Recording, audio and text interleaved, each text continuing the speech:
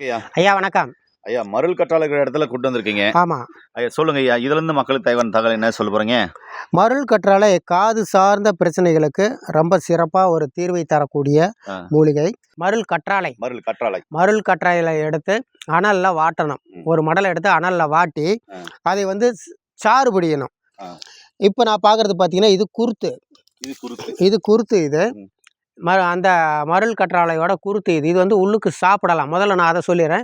அந்த அனலில் வாட்டினதை வந்து அந்த சாறை வந்து பிழிஞ்சு காதுக்கு 2 சொட்டு விட்டுட்டு வந்தாங்க அப்படின்னா, ஒரு 2-3 நாள் தொடர்ந்து விட்டாங்கன்னா போதும். இந்த காதுக்குள்ளே வரக்கூடிய அந்த கொய்யன்னு அந்த வண்டு அடிக்கிற சவுண்டுலாம் சரியாயிரும். அப்படிப்பட்ட ஒரு சிறப்பான மூலிகை தான் இது.